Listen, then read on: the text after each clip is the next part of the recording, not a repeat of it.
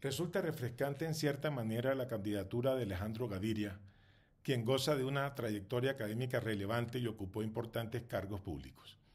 Él mismo afirma pertenecer a una élite académica y haber sido investigador de la problemática social.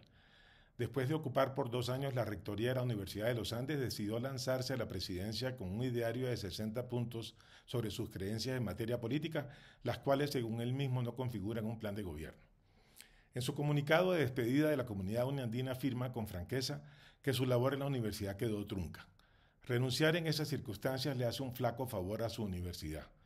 Desde hace muchos meses se rumoreaba su candidatura y la pregunta forzosa es la de si su foco estaba puesto en la candidatura o por el contrario en la rectoría.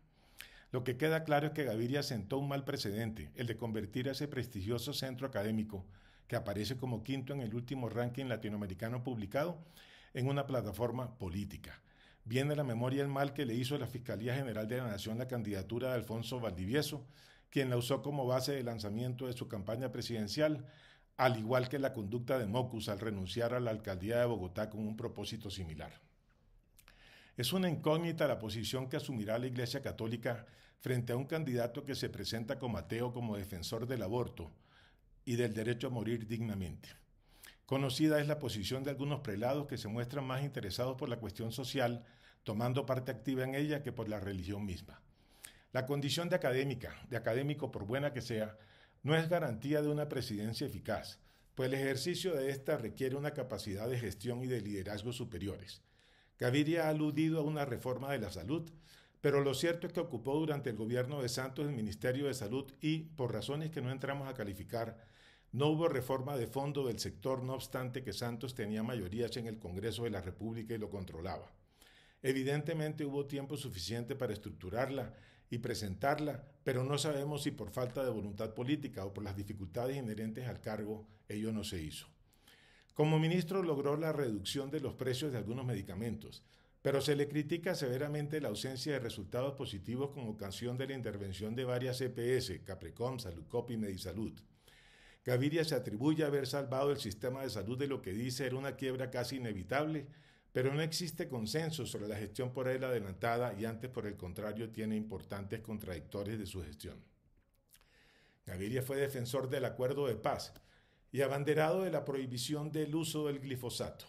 El resultado fue la explosión de los cultivos de coca que llevaron al país a ser considerado como el mayor productor de cocaína del mundo y, peor aún, con las secuelas que ha dejado el narcotráfico como combustible para las disidencias de la FARC, el ELN y para el vandalismo practicado en las marchas. Colombia se quedó con el pecado y sin el género, pues no se ha avanzado en la sustitución de cultivos de coca ni en darle a los campesinos que la cultivan alternativas de vida. Una cuestión que ronda en el ambiente es su cercanía con el presidente Duque y particularmente si Gaviria es el candidato de su preferencia. El enroque de la renuncia de la esposa de Gaviria a la Junta del Banco de la República y su inmediato reemplazo por Carrasquilla parecerían indicar que ya estaba todo previsto. Coincide con Duque en la alusión al centro. Gaviria habla de centro unificador y el presidente Duque de centro extremo, cualquier cosa que sea lo que ello signifique y que no hemos podido descifrar.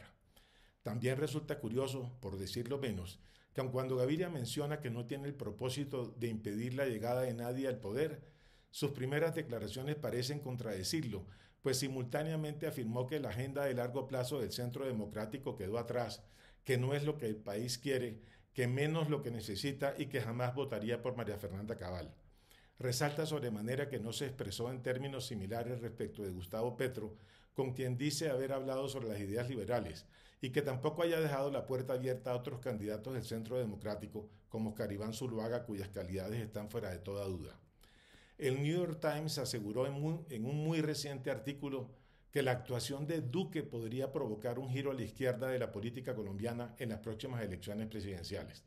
Tal parece que Gaviria va por ese camino y que ese será el legado del presidente Duque para su partido, el que lo eligió, que bien maltrecho queda. Gaviria no tiene votos ni sexapil político y ser buen técnico no es suficiente para llegar a la presidencia o para manejar las barras bravas de la política.